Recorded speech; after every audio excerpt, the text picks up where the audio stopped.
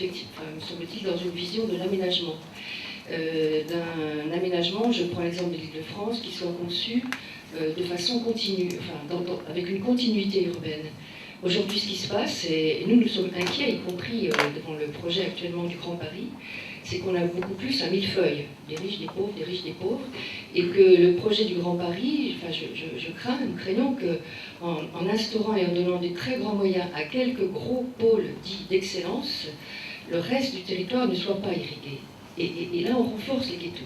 Seine-Saint-Denis, il y a 40 communes, les 40 communes doivent être irriguées.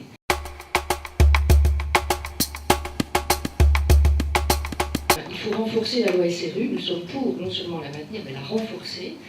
25% de logements sociaux dans toutes les communes, 30% en Ile-de-France, c'est notre proposition, et un renforcement des sanctions, puisque manifestement, celles qui existent aujourd'hui ne suffisent pas. Il y a des communes qui continuent à avoir 2-3% de logement social. On ne fera pas reculer les ghettos tant que toutes les communes ne prendront pas leur part de logement social. C'est ça aussi, organiser la mixité sociale.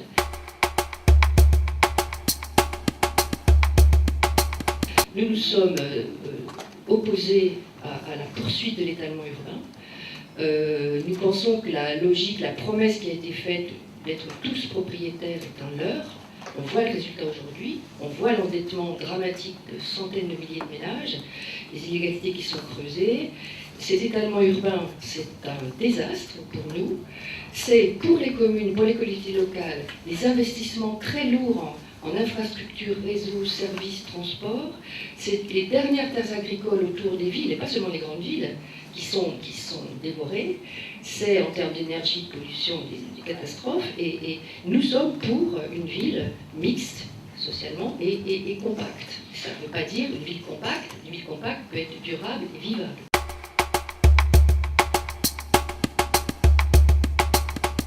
Nous nous proposons la construction de 500 000 logements. Dans les 500 000 logements, 160 000 logements sociaux, dont 30 000 PLAI, logements très très sociaux.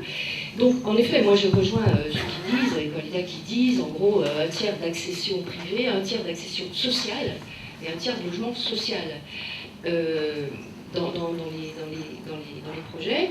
Sur le prix du foncier, en effet, parce que c'est pour la construction de logements en accession sociale, moi je rencontre ça, le problème est celui du prix du foncier. Comment est-ce qu'on arrive à sortir en accession sociale des prix du foncier acceptables?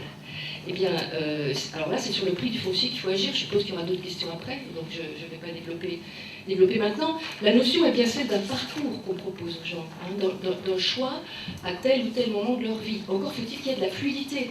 Parce qu'aujourd'hui, les jeunes qu'on a mis dans les foyers de jeunes travailleurs, ils y sont, ils y restent, c'est bloqué, tout est bloqué partout. Les gens qui sont dans le logement social sont bloqués, parce qu'ils ne peuvent pas avoir accès à l'accession sociale, etc., etc., etc.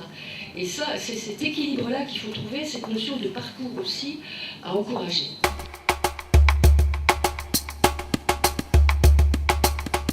Je pense qu'on a là une occasion, je m'adresse aux constructeurs, on a une occasion, si vous voulez bien répondre à des exigences de qualité que nous avons. Moi, je porte un projet, par exemple, d'écoquartier énergie zéro, globalement, avec des quartiers énergie passive. On me répond coût de construction. Coût de construction, c'est pas possible, le bilan, ce sera pas possible, vous rêvez. Je pense que si ensemble nous travaillons sur un point qui serait d'aider à ce que la filière BTP soit, si vous voulez, renouvelée, développée, dans le sens qu'on ait des nouveaux métiers, notamment les métiers liés à la mise en place d'efficacité énergétique, d'isolation énergétique, mais aussi de construction de nouveaux bâtiments très peu énergivores, voire énergie zéro passive. On a là des centaines de milliers d'emplois à créer. Mais les filières ne sont pas constituées aujourd'hui en France. On a 20 ans de retard, par exemple, sur l'Allemagne. Et du coup, les coûts sont très chers. Les coûts sont très chers parce que les professions ne sont pas organisées entre elles et les formations ne sont pas faites. Et les fédérations des bâtiments appellent à ça, essayent de former à toute vitesse aujourd'hui leurs artisans, leurs professionnels. Nous avons beaucoup de retard là-dessus.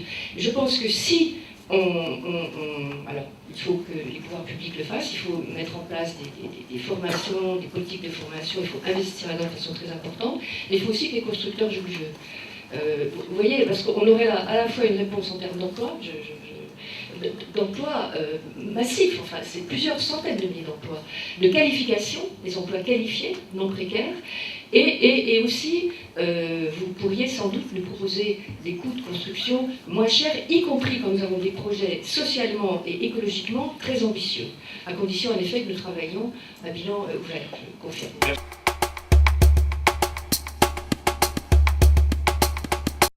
L'instauration d'un moratoire, du gel des loyers, pendant 3 ans, le temps de mettre en place, ça s'est fait dans certains pays, en Allemagne par exemple, le temps de mettre en place, on pourrait appeler un observatoire des loyers, fin, quartier par quartier, de façon à pouvoir établir un prix moyen des loyers, encore une fois, sur tout le territoire, mais de façon très fine, pour constituer un référentiel, et tout citoyen, tout habitant considérant que son propriétaire lui propose un loyer qui dépasse cette moyenne, aurait la possibilité de recourir, de déposer un recours. Premièrement, c'est une mesure qui en plus a le mérite d'être assez, simple à mettre en place, pas un gros investissement au départ. D'autre part, jouer sur le prix du foncier, en effet. Donc, en effet, moi je vais aussi dans le sens d'utiliser la fiscalité pour faire baisser les prix en renforçant la taxation des plus-values et plus généralement en décourageant les attitudes de spéculation. On dit bien de spéculation.